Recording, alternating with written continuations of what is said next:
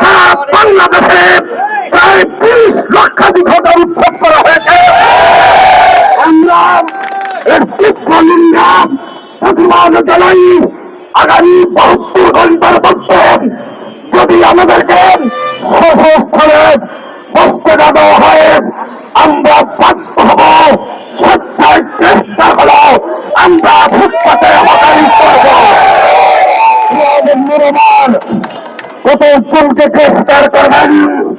আমরা ২০ লক্ষ হকার আর সারা বাংলাদেশে কারাগারে লোক ১ লক্ষাধিক আমাদের পিছিয়ে রাখবেন।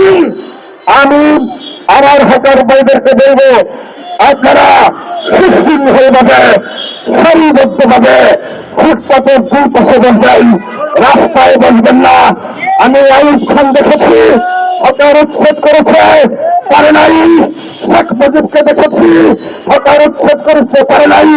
জিয়াউর রহমানকে দেখেছি হকার উচ্ছেদ করেছে, পারে নাই। আব্দুল সত্তারকে দেখেছি হকার উচ্ছেদ করেছে, পারে নাই।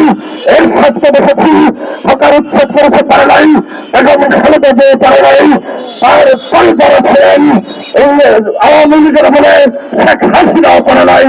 ইনশাল্লাহ আমাদের মাননীয় প্রধানমন্ত্রী, মায়াময়ী প্রধানমন্ত্রী জাতির যিনি নেতৃত্ব দিচ্ছেন, তার কাছে আমাদের আবেদন, মাননীয় প্রধানমন্ত্রী তারেক রহমান সাহেব, আপনার মানবিক আমরা যাতে আমাদের ব্যবসা করতে পারি তার ব্যবস্থা করেন। অন্যথায় আপনার সচিবালয়ে আমরা যাব, আপনার কাছে আমরা স্মারক দেব। শুধু চাই বলেন, শুধু চাই না, জাতীয় সংসদের ৩০০ মাননীয় সদস্যকে আমরা স্মারকলিপি দিয়ে আমাদের দুঃখ দুর্দশার কথা বলবো।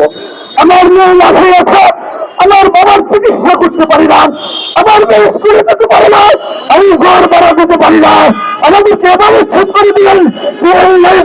আমরা কি করেছি?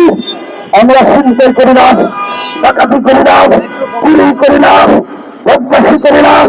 আমরা ভোটদেশের জন্য সংগ্রাম করি, লড়াই করি। আমরা কোন অপরাধ করি নাই। আমার মাকে আমি সকালে হাত দিতে পারি নাই, কারণ আমাকে উচ্ছেদ করে দিয়েছে, বেশ কয়েকদিন হয়ে গেল। কি হলো আমার? আমি বলবো আপনারা হকার ঐক্য পরিষদ, বাংলাদেশ হকার ফেডারেশন, অন্যান্য সমস্ত হকার ফেডারেশন, হকার ঐক্যরা সারা বাংলাদেশে এখানে নিউমার্কেট থেকে নিউমার্কেট হকার ঐক্য পরিষদ আসছেন, সদরকার থেকে আসছেন আবুল মোল্লা নিজুর রহমান, আরো আছেন লুৎফর রহমান, শফিকুল ইসলাম শান্ত, ঢাকা শহরের প্রায় ৩ লক্ষাধিক হকার প্রয়োজনে সকলেই রাজপথে থাকবো।